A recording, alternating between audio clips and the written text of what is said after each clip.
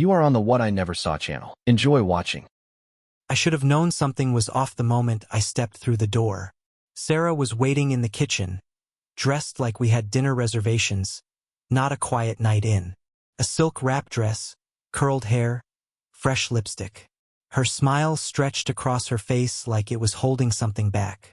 She held up a bottle of champagne, the good stuff, not the usual $10 grocery store kind, and popped the cork without waiting for me to take off my coat.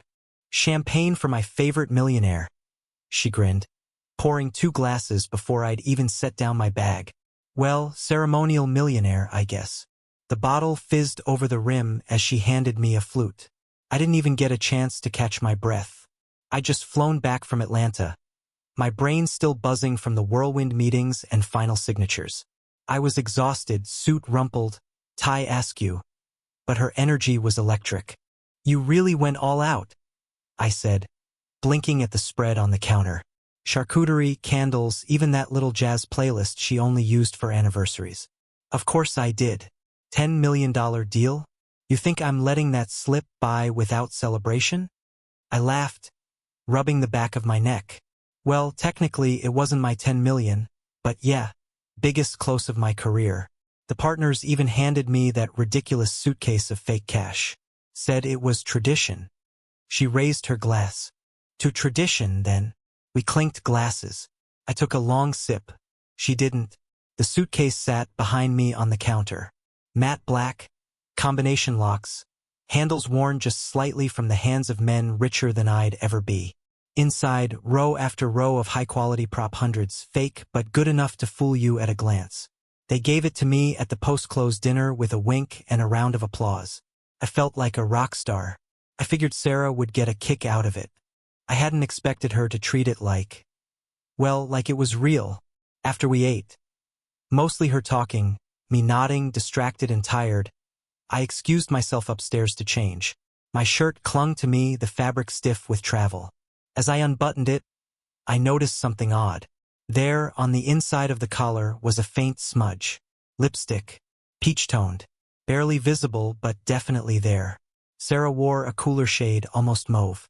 I knew that because I'd bought it for her last Christmas in one of those hint Sephora gift boxes. This wasn't it. I stared at it longer than I probably should have, like the stain might confess something if I squinted hard enough. She came into the room behind me, barefoot, glass in hand. "Everything okay?" I turned, holding up the shirt. "Is this yours?" She tilted her head, walked over, and squinted. Then she laughed. Loud. Like it was funny. "Oh, that's probably from that woman at the steakhouse. The one who hugged you, remember? The hostess in the red dress?" I blinked. "What hostess?" She waved it off. "You were on the phone with corporate. She gave you a big hug when you left." I noticed it, thought it was weird at the time. I didn't remember that at all. But I was so tired, and her tone was so casual, so dismissive, that I didn't press it. I wanted to. Something in me stirred, like the beginning of a question I hadn't figured out how to ask yet. But I let it go.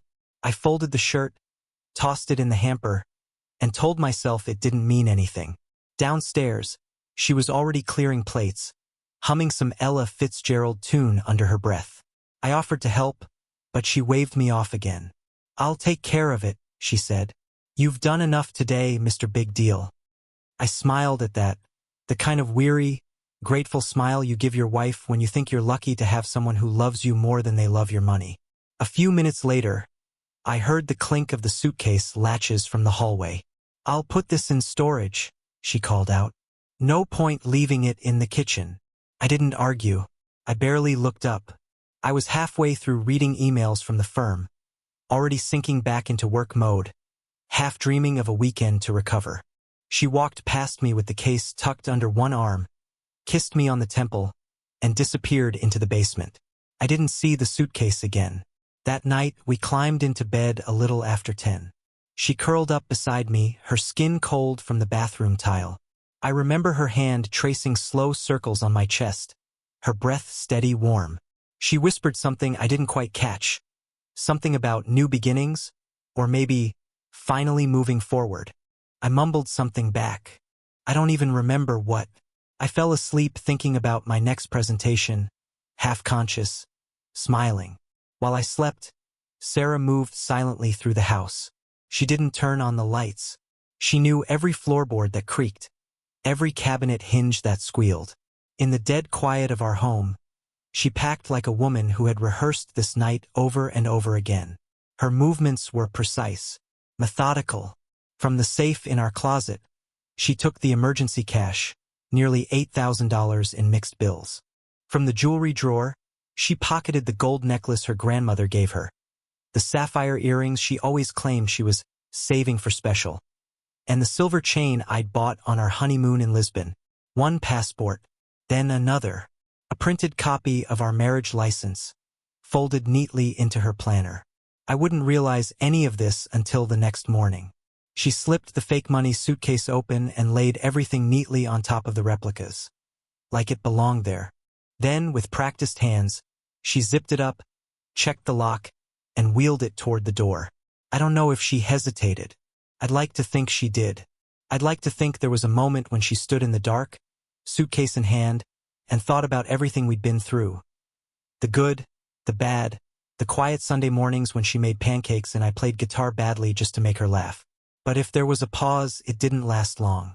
By the time I woke up, she was already gone. I woke up to quiet. That in itself wasn't strange. Sarah usually left early for her morning runs, 6 a.m. Sharp, rain or shine, AirPods in, running shoes already by the door. But something about the quiet that morning felt different. It wasn't peaceful. It was hollow. No smell of coffee. No sound of the fridge opening and closing. No footsteps upstairs. Just the faint hum of the heater kicking on and the wind outside brushing against the window panes. I rolled over and reached out instinctively, expecting to feel the warmth of her pillow, but the sheets were cold. The bed looked too neat, like it hadn't been slept in. That's when the unease started to creep in. Still groggy, I pulled on a hoodie and padded downstairs. Her favorite mug, the yellow one with the tiny chip on the handle, was gone from its usual spot. Not in the sink. Not drying on the rack. Just gone. No note. No back soon text. The front door was locked from the inside, but her keys were missing from the hook. Maybe she'd taken the long trail that looped around the reservoir. Maybe she needed time to think. But that didn't feel right either. Something was off. I opened the coat closet. Her parka was gone. The gray one she wore when the weather dipped below freezing. So were her new Asics, the ones she bought last month with the receipt still on the counter. She told me they were for her brother. Said he had a weird gait and needed extra ankle support. That struck me as odd at the time. Her brother lived in Florida. He wasn't exactly running marathons. I moved to the bedroom, pulled open the closet doors, and my stomach dropped. Her side was half empty. 3 jackets missing. 2 of her suitcases. The row of designer shoes she once claimed were strictly for weddings and galas. All gone. Even the drawer she kept her jewelry in had been cleared out, save for a single hoop earring and a broken watch I gave her during our second year together. I opened the nightstand on her side. Empty. No phone charger. No wedding ring case. Just space. Took me a full 10 minutes to stop pacing in circles, like I'd find her hiding behind the couch or waiting for me in the garage with some elaborate surprise. But there was no car. No note. Just a house that suddenly felt unfamiliar, hollowed out. I texted her. Then I called. No response. It didn't go straight to voicemail, which meant her phone was still on, still alive somewhere. But she wasn't answering. That's when the thread snapped. The one I'd been tugging on for months without realizing it. The lipstick. The suitcase. Her eyes darting around when I asked about her business trips. The calls she'd take in the laundry room with the door shut. The smell of cologne on her scarf. Not mine. Too sweet. The late-night strategy meetings in Boulder. Even when I could hear faint music and laughter behind her during FaceTime. It all began to snap into focus. I sat on the edge of the bed, staring at the wall like it might give me answers. For the past 6 months, Sarah had been slipping away from me in plain sight. I just hadn't been looking in the right places. There were signs, subtle at first. A week-long trip to Seattle where she forgot her charger and barely responded to texts. A weird restaurant charge from a small town outside Santa Fe, one we'd never visited. A receipt for lingerie she never wore around me. When I asked about it, she said it was a gift for her friend Molly's bridal shower. Molly, who'd gotten married 3 years ago. I started digging. Not frantically, not yet. Just enough to validate the gnawing feeling in my gut. I opened the family desktop computer, which she rarely used. Her browser history was nearly wiped clean. That alone was odd. Sarah was careless with tech. I'd seen her Google our grocery list before because she forgot where she wrote it down. But here it was too clean. Like someone had made an effort to cover their tracks. I checked the trash folder in her email. Nothing recent. Nothing suspicious. But then I remembered something. She once used an old tablet for work. A backup device she kept in the reading nook for low distraction days. It hadn't been touched in months. I found it behind a pile of magazines, half-charged. Dusty.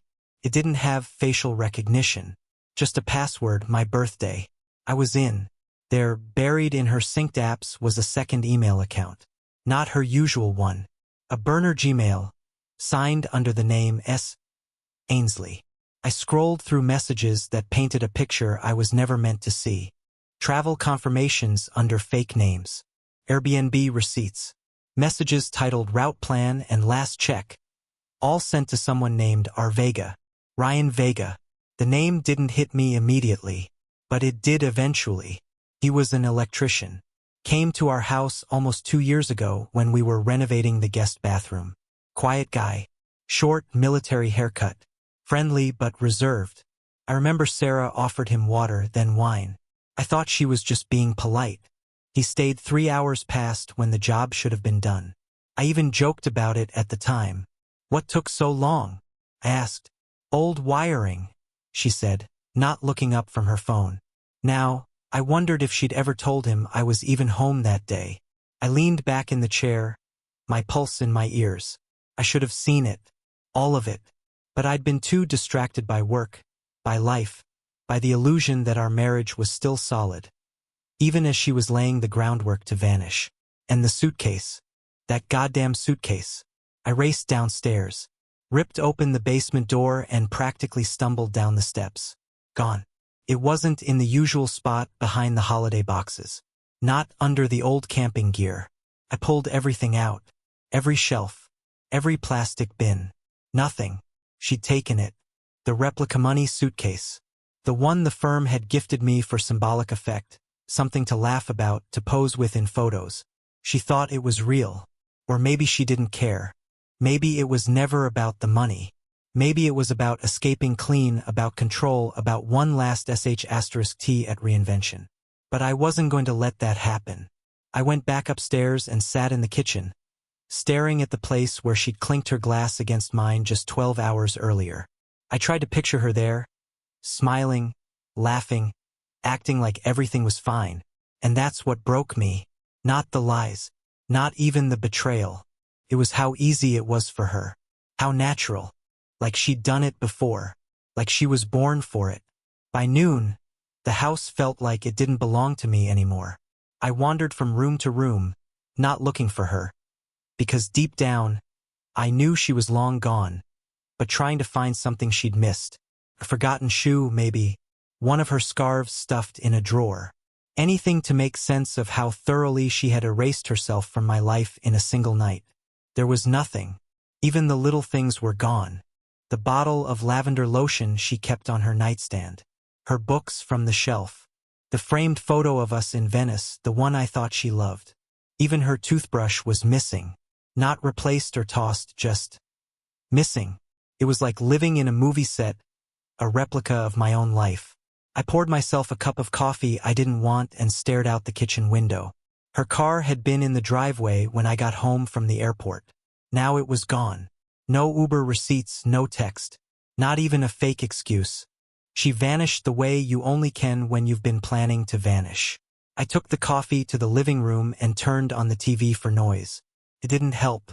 I wasn't hearing anything but my own heartbeat and the dull roar of suspicion burning through every corner of my brain. I needed answers. Real ones. Not memories, not guesses, just the truth. I opened my laptop and logged into our home security system. Something I hadn't touched in months, maybe a year. The irony is I'd installed it myself. Motion sensors, smart locks, external cameras. Sarah used to tease me about it, said I was paranoid. Said we didn't live in a spy movie. Funny how quickly paranoia becomes clarity. I clicked through the archived feeds, starting with last night. I figured if she'd taken anything major, cash, jewelry, documents, there'd be evidence. And there was. At exactly 3:12 a.m. The front porch camera caught her stepping outside, rolling the suitcase behind her. The fake money case. She was dressed in her black running tights and a windbreaker, her hair pulled back under a baseball cap. For a second, I just watched the video like it was someone else's wife. Someone else's betrayal. She looked back at the house once. Not long enough to suggest hesitation. Long enough to confirm she wasn't coming back. A few seconds later, headlights appeared at the end of the driveway. I leaned in, squinting at the grainy footage as the car pulled into view. An older model Jeep Grand Cherokee, silver with foggy headlights. I recognized the driver before I saw his face. Ryan Vega. He stepped out of the car, nodded at her, then popped the trunk. She moved like she'd done this 100 times. Like she belonged in that moment. Like she had nowhere else to be. The two of them loaded the suitcase together. She put her hands on his shoulders, just for a moment, and then he kissed the side of her head. I paused the video. That one frame, her smile, his arm around her back, their silhouettes lit by the driveway lamp, said more than 1,000 texts or emails ever could. She hadn't just left me. She'd walked straight into someone else's life. Willingly, easily, like it had always been the plan. I didn't realize I was holding my breath until I pressed play again. They got into the Jeep, and at 3:18 a.m. the car backed out and turned down the road, heading south.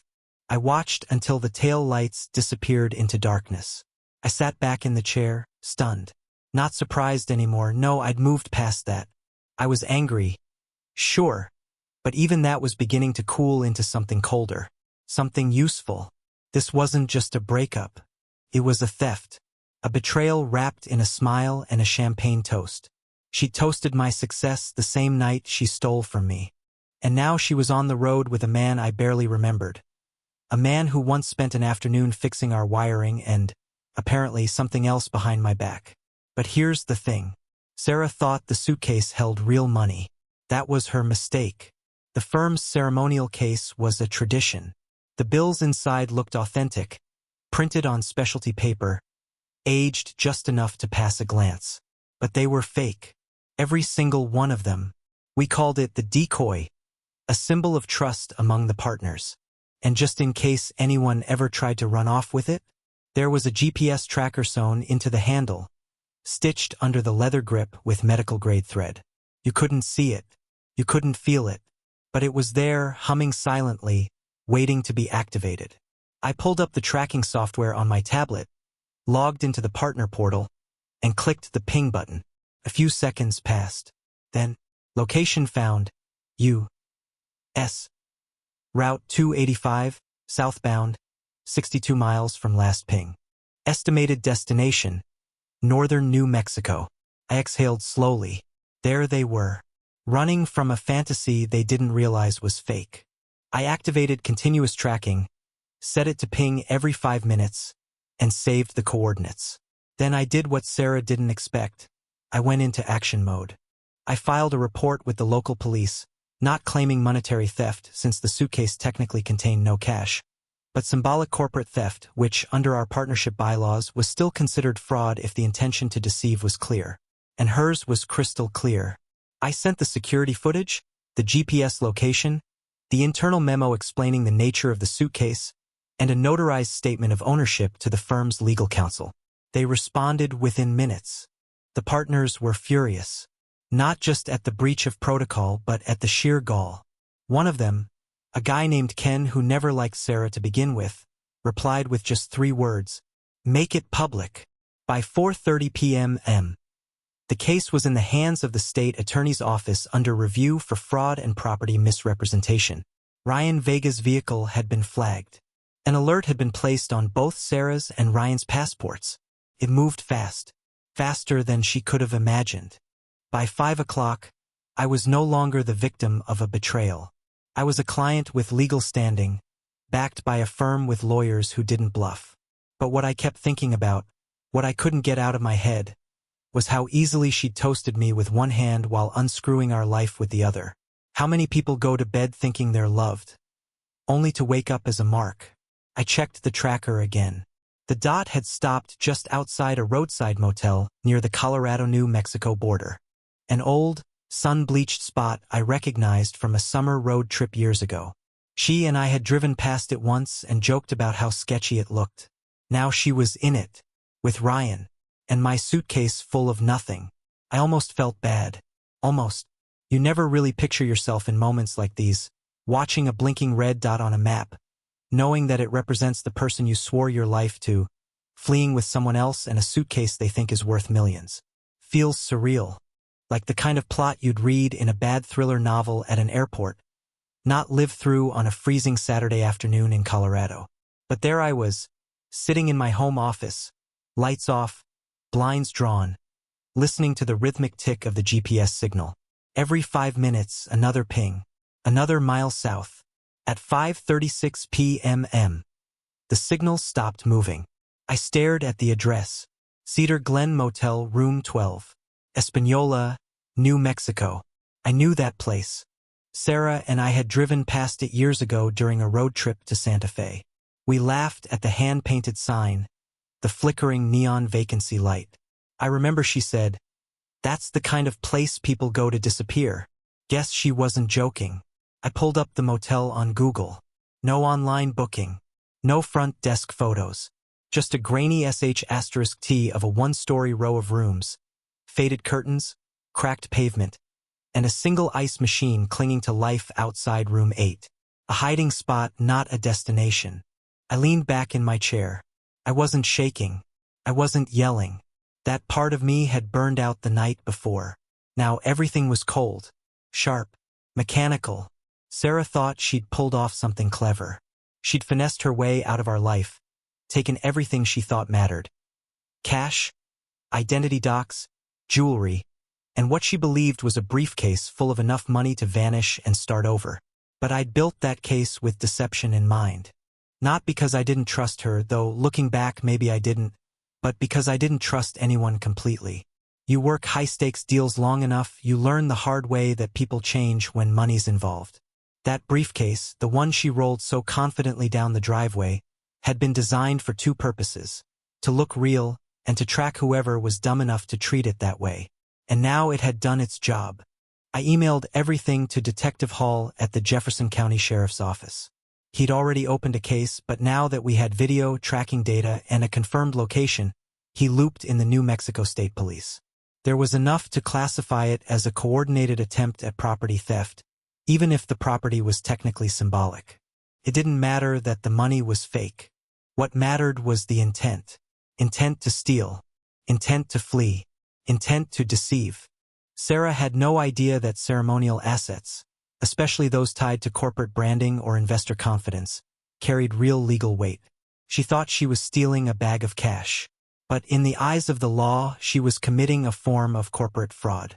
And thanks to the GPS, I had everything I needed to prove it. At 6:12 p.m., my phone buzzed. Unknown number. I let it ring twice before answering. "Mr. Langston?" a deep voice said. "This is Sergeant Miguel Ortega with the New Mexico State Police. We've confirmed a location match on your property. We're staging a response now." I sat up straighter. "You're sending someone?" "We have a unit 2 blocks away. We're moving in quietly. Do you have any reason to believe the suspects are armed?" "No," I said quickly. "He's Ryan Vega, local guy. Did some contracting work for us years ago. Not violent, just stupid." The sergeant let out a short breath that might have been a laugh. "Understood. We'll approach accordingly. I'll update you once we've secured the scene." He hung up before I could say anything else. I stared at my phone for a few seconds, still trying to convince myself this was really happening. that it wasn't just some elaborate nightmare. I walked to the kitchen and poured a glass of water I didn't drink. My hands hovered above the sink.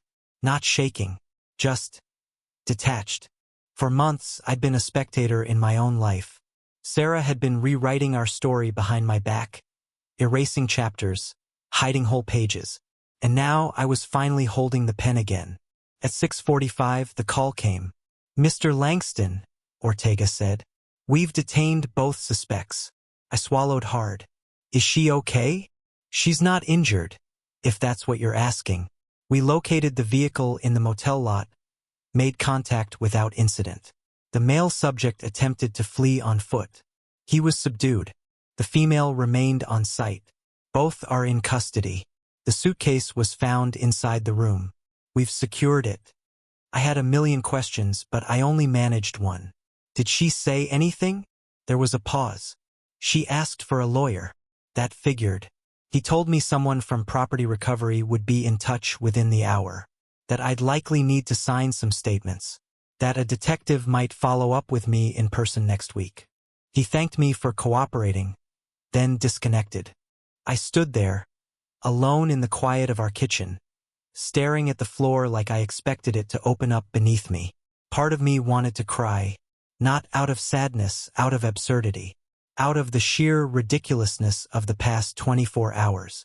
From toasting champagne in this very room to watching the woman I loved get arrested in a gravel parking lot. A few minutes later, a photo hit my inbox. It was from Ortega. I opened it. Ryan was face down on the hood of his Jeep, one officer pinning his hands behind his back. He looked confused. Hair messy, shirt half untucked. The look of a man who thought he was about to run off into the sunset and instead ran headfirst into reality. Sarah was standing barefoot nearby, crying. Her windbreaker was zipped up, but her face said everything. Red eyes, smeared mascara, mouth twisted somewhere between panic and disbelief. One hand clutched her phone. The other hung limp by her side.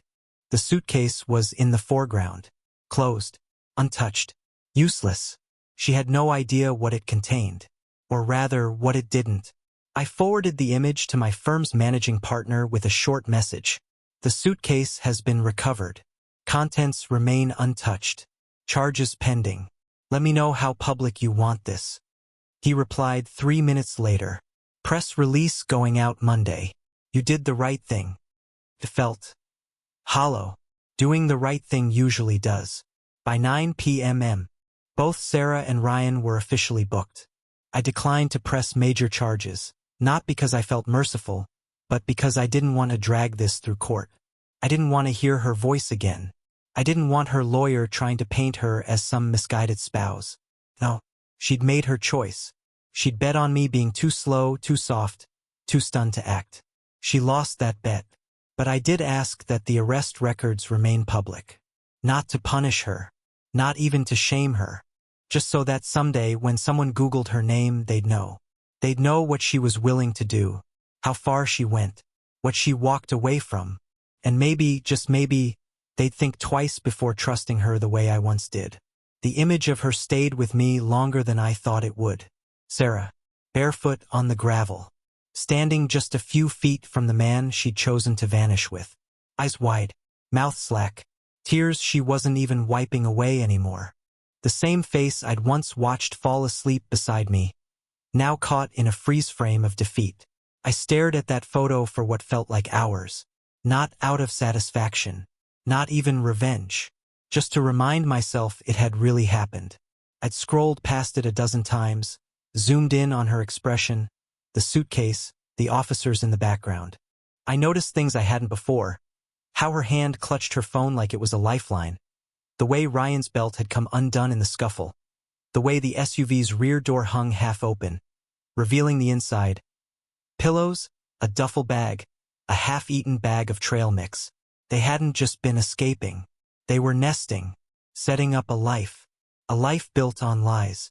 That night I didn't sleep, not because of the noise, not because of anxiety, but because everything felt numb. You expect relief after something like this, or anger, or even a crash of grief. But I felt none of that. I just sat on the living room couch, staring at the ceiling, letting the silence do whatever it wanted. Around 2 a.m., the email arrived from the property division at NMSP. Subject: Chain of custody confirmed, Langston property. The message was clinical. No emotion, no commentary. Just a digital paper trail stating that the suitcase had been seized, cataloged, verified, and was now en route back to Denver by courier. I would need to sign a release form upon delivery. I responded with a simple acknowledged. That was the last piece, really. The final bit of the night that still felt surreal. Knowing that while I sat here trying to process what my life had become, the very object that sparked it all was now in the back of a police truck, barreling up I-25 through the black desert. In the morning, my phone buzzed again. This time it was a voicemail from Sarah's lawyer. He didn't leave a name, just said he'd been retained on her behalf and would be reaching out for a statement. I didn't return the call. There was nothing I wanted to say. What could I possibly offer that wouldn't sound like bitterness or gloating? I had facts, evidence, video, GPS logs, but no desire for a conversation. Instead, I opened a new browser tab and typed her name into the search bar. Sure enough, there it was, her full name in a press release issued by the firm. Former spouse of Langston Group partner involved in attempted symbolic asset theft. The headline was intentionally vague, but the implications were clear. A few lines in, they referenced corporate misconduct, misrepresentation of ceremonial property, and ongoing coordination with law enforcement. Below that, a smaller blurb, all parties considered innocent until proven guilty, but records of arrest are publicly available via the New Mexico State Police database. I clicked the link. There it was. Sarah Lynn Langston. Booked at 7:14 p.m. Charges pending. Below her mugsh *T pale, exhausted, still wearing the same windbreaker, was Ryan Vegas. His was worse. Black eye, scratched cheek, mouth curled into a sneer like he'd still been mouthing off when they took the photo. His charges were a little more aggressive: resisting arrest, attempted flight, suspicion of conspiracy. My fingers hovered over the keyboard. For a second, I considered sharing the post. Just a small part of me, the part that had been humiliated, played, left behind, wanted everyone to see what she'd become. But I didn't post it. Not because she didn't deserve it, but because I didn't need it. The truth had already done its job. By noon, friends were texting. Not about the article. Not yet. But checking in, asking vague questions, sending messages like, "Heard something went down. You okay?" I answered a few, told them the short version. Yeah, she's gone. She left with someone. It blew up. I'm fine. Most of them were stunned. Some weren't. My best friend Ethan just wrote back, "Jesus, I always had a weird feeling about her." That one stuck, because deep down, so had I. I'd ignored the signs, brushed off the small things, explained away the inconsistencies because admitting they were real meant admitting I was being lied to. No one wants to believe they're the fool in their own marriage. But sometimes you are. And sometimes the person who says they love you is just really, really good at lying. The next few days passed in a kind of emotional static. The suitcase was returned by courier. I signed for it at the door like it was a package from Amazon. The agent didn't say much, just handed me the form, confirmed the seal hadn't been tampered with, and left. I set it on the kitchen counter, the same spot where this all began. There it was, still locked, still pristine, still full of nothing. I could have opened it, looked inside again, but what would be the point? The illusion was gone. I knew what was in there, and more importantly, I knew what it represented. Not wealth, not success, a test, one she failed. A few days later, Sarah was released on bail. So was Ryan. There was no need to keep them detained. The charges weren't felonies, and neither had a record. But they weren't free either. The legal process had big *N. Investigations, depositions, hearings. Her lawyer reached out again, this time with a different tone. Ms. Langston is seeking to avoid public spectacle and reputational harm. We are exploring options for settlement and sealed agreements to avoid further exposure. Translation: She was scared. Not of jail. She probably knew she wouldn't serve time. But of being branded forever by this moment.